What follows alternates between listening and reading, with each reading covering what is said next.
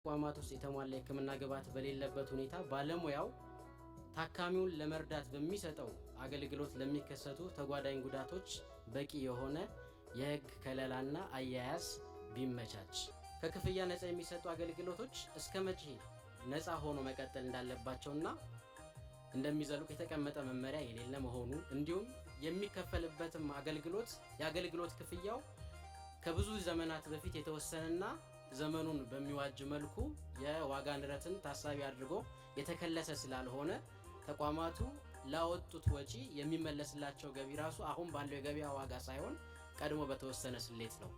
ስለዚህ በየጊዜው ይሄ ተከልሶ ተቋማቱ ለሚሰጡት የነፃ አገልግሎት የሚመለስላቸው ገንዘብ ስራ ሊያሰራቸው የሚችል እንዲሆን ጥረት ቢደረግ። ባለሙያው እየተከፈለ ያለው ደሞዝ ወቅቱን ያላገናዘበና የጤና ባለሙያው ያሳለፈውን ረጅም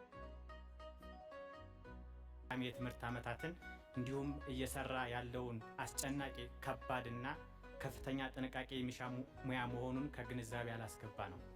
ከዚህም የተነሳ ራሳችንንና ቤተሰባችንን በተገቢው ሁኔታ ማኖር አልቻልንም።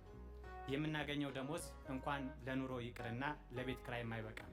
ስለሆነም ይህንን ችግር ለመፍታት ተመሳሳይ የእድገት ደረጃ ላይ ያሉ ሀገሮች ችግራቸውን እንዴት እንደፈቱ በማጥናት ልምድ መውሰድ ቢቻል። መንግስት በተመለከተ የሕክምና ሙያ በባህሪው በስራ ሰዓት መገደብ አስቸጋሪ ነው። ስለሆነም የሕክምና ባለሙያዎች ሌት ከቀን አዘቦትም ሆነ በዓል ሳይሉ ለህዝባቸው ለማገልገል ይደክማሉ። ሆኖም ግን ከመደበኛ ሰዓት ውጭ ለሚሰሩት ስራ የሚከፈላቸው የትርፍ ሰዓት ክፍያ የአሰሪና ሰራተኛ ጉዳይ አዋጅ 1156/2011ን የተከተለ አይደለም። የጤና ስራ በባህሪው በፍጥነት ተለዋዋጭ ስለሆነ ጤናን የሚመለከቱ የጤና አዋጆች፣ መመሪያዎች እንዲሁም ህጎች ጊዜያቸውን ጠብቀው ቶሎ ቢታደሱ። አምስተኛው የጤና ተቋም ኃላፊዎች በተለይም ደግሞ በጤና ጣቢያና ሆስፒታሎቻችን የሚመደቡት ሜሪትን ቤዝድ ባደረገ ግልጽ ውድድር ተደርጎበት ከጤና ባለሙያዎች መካከል እነዚህን የጤና ተቋማት ያሳድጋሉ፣ ይለውጣሉ የሚባሉ ሰዎች ቢመደቡና ቢያስተዳድሯቸው የሚል ስልጠናና የስራ እድገት ናቸው። ስለዚህም በጤና ተቋማት እና የማስተማሪያ ሆስፒታሎች ወደ ላይና ወደ ጎን የስራ እድገት ፕሮፌሰርሺፕነትን ጨምሮ ያሉት መመሪያዎች ላይ ክለሳ ቢደረግ። በሶስተኛ ደረጃ የጤና ባለሙያዎች ልምድና ክህሎታቸውን ተጠቅመው ለማህበረሰቡ አገልግሎት እንዳይሰጡ የተጋነኑና ለብዝበዛ የተጋለጡ የግል የጤና ተቋማት ማቋቋሚያ መስፈርቶች ማነቆ ሆኖባቸዋል። ባየው የሚያነሳው ጥያቄ ምናልባት አንዳንድ ለውጡን የማይፈልጉ የስልጣን ጥም ያለባቸው ፖለቲከኞች ደካማ ጎናችንን በማጥናትና ጥያቄያችንን በመጥለፍ ለራሳቸው የፖለቲካ ትርፍ ማስገኛ አድርገው ለመጠቀም ሲሞክሩ በተለያየ ሚዲያ ሲያራግቡት ተመልክተናል። ነገር ግን የኛ የጤና ባለሙያዎች ጤና ኤክስቴንሽኖችን ጨምሮ ጥያቄያችን ከኛው ከራሳችን ከጤና ባለሙያችን አንደበት እንዲሁ ፊት ለፊት ከምንናገረው ውጭ የተለየ ይዘት ሊሰጠው አይገባም። በጤና ኤክስቴንሽን አንዳንድ ነገሮች ያልተነሱ ስላሉ እነሱን ለማንሳት ነው። ከዚህ በፊት ላይ የወጡ እውነት ለማውራት ለካ ሀገራችን እየለማች ነው። ሀብት አለን፣ አቅም አለን፣ መስራት እንችላለን። ተክተን ከሰራን ያለብንን ዕዳ ወደ ሚንዳ የምንቀይረው መሆኑን በተግባር ትላንት አይተናል። ሰርቶ ማሳየት የሚችል መሪ ጠቅላይ ሚኒስትራችን ሳላደንቅ ማለቴ ቅር ይለኛል።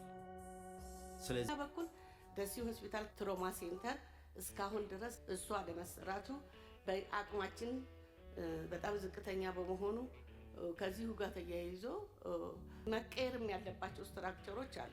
ሆስፒታሉ ለአንድ ካርድ ስንት ነው የሚያስከፈለው? 35 ብር እኮ ነው። ውጭ ላይ የሚከፍሉት እኮ 400 ብር ነው ለአንድ ካርድ የሚከፍሉት። ያንን እንደገና ሪቫይዝ ማድረግ ያስፈልገዋል።